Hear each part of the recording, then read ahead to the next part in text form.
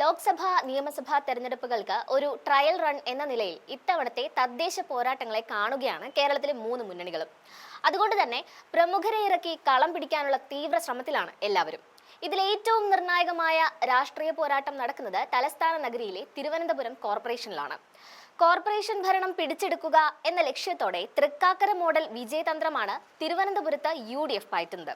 ഇതോടെ പ്രാദേശിക തെരഞ്ഞെടുപ്പ് ഒരു മിനി നിയമസഭാ പോരാട്ടത്തിന്റെ ആവേശത്തിലേക്കാണ് കടന്നിരിക്കുന്നത്.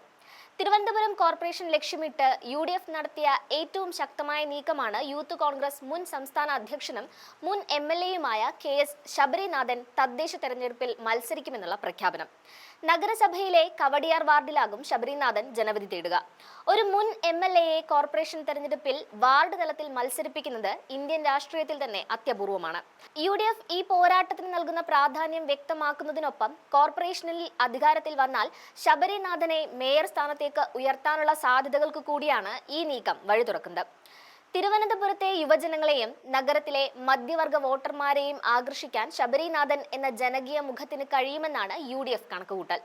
ഒരു വാർഡ് വിജയത്തിനപ്പുറം കോർപ്പറേഷനിൽ ഭരണമാറ്റം എന്ന വലിയ ലക്ഷ്യം തന്നെയാണ് UDF മുന്നോട്ട് വെക്കുന്നത്.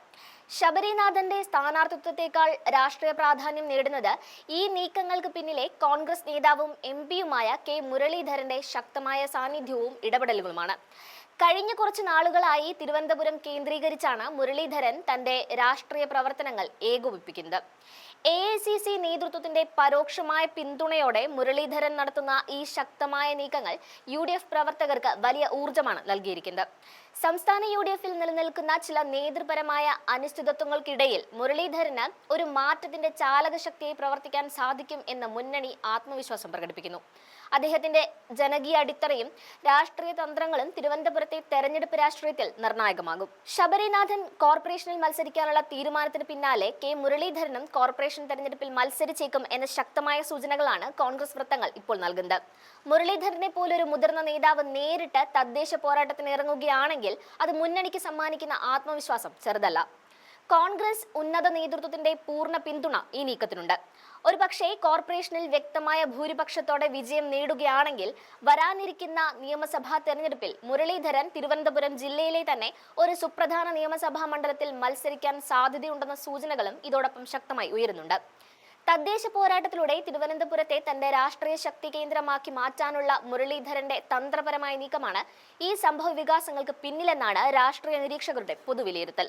KS ശബരിനാഥന്റെ സ്ഥാനാർത്ഥിത്വത്തിലൂടെ UDF ലക്ഷ്യം വെക്കുന്നത് മേയർ സ്ഥാനമാണെങ്കിൽ മുരളീധരന്റെ സാന്നിധ്യം നിയമസഭാ തെരഞ്ഞെടുപ്പ് മുന്നിൽ കണ്ടുകൊണ്ടുള്ള ദീർഘകാല തന്ത്രമാണ്. ഈ VIP തന്ത്രം നിലവിൽ കോർപ്പറേഷൻ ഭരണം കൈയാളുന്ന LDF-ന് വലിയ വെല്ലുവിളിയാണ് ഉയർത്തുന്നത്. ശബരിനാഥനും മുരളീധരനും എതിർ സ്ഥാനാർത്ഥികളായി വന്നാൽ അതിനെ പ്രതിരോധിക്കാൻ LDF ക്യാമ്പിലും ശക്തരായ യുവ നേതാക്കളോ പ്രമുഖ വ്യക്തികളോ അണിനിരന്നേ മതിയാകൂ. LDF കോട്ടകളിൽ പോലും UDF-ന്റെ ഈ നീക്കം ശക്തമായ സമ്മർദ്ദങ്ങൾക്കാണ് വഴിയൊരുക്കിയിരിക്കുന്നത്. തിരുവനന്തപുരം നഗരത്തിൽ തങ്ങളുടെ വോട്ട് ഷെയർ വർദ്ധിപ്പിക്കാൻ ശ്രമിക്കുന്ന BJP-യെ സംബന്ധിച്ചിടത്തോളം ഈ പോരാട്ടം കൂടുതൽ ഊർജ്ജം നൽകും. ശബരിനാഥന്റെയും മുരളീധരന്റെയും സാന്നിധ്യം ത്രികോണ മത്സരം കൂടുതൽ ശക്തമാക്കും എന്നതിൽ സംശയം വേണ്ട. കോൺഗ്രസ് ദേശീയതലത്തിൽ നേരിടുന്ന വെല്ലുവിളികൾക്ക് കേരളത്തിൽ തദ്ദേശ ഭരണത്തിൽ വിജയം നേടുന്നതിലൂടെ മറുപടി നൽകാനുള്ള ശ്രമം കൂടിയാണ് ഈ നീക്കത്തിന് പിന്നിൽ. ചുരുക്കത്തിൽ കേരളത്തിലെ തദ്ദേശ സ്വയംഭരണ തെരഞ്ഞെടുപ്പ്, പ്രത്യേകിച്ച് തിരുവനന്തപുരം കോർപ്പറേഷൻ പോരാട്ടം സംസ്ഥാന രാഷ്ട്രീയത്തിലെ ദിശ നിർണ്ണയിക്കുന്ന ഒന്നായി മാറുകയാണ്. ശബരിനാഥൻ, മുരളീധരൻ എന്നീ ജനകീയ നേതാക്കളെ കളത്തിലിറക്കിയുള്ള UDF-ന്റെ ഈ തന്ത്രപരമായ നീക്കം ജനവിധി തേടുന്നത് കേവലം വാർഡ് കൗൺസിലർമാരെ മാത്രമല്ല, മറിച്ച് ഒരു ഭരണത്തിന്റെ തന്നെ ഭാവി തീരുമാനിക്കുന്ന പോരാളികളെയാണ് എന്നുറപ്പിക്കാം. ഇനി വരും ദിവസങ്ങളിൽ സ്ഥാനാർത്ഥി നിർണയവും പ്രചാരണ തന്ത്രങ്ങളും എങ്ങനെ മുന്നോട്ട് പോകുമെന്നതിനെ ആശ്രയിച്ചിരിക്കും തലസ്ഥാന നഗരിയിലെ രാഷ്ട്രീയ സമവാക്യങ്ങൾ.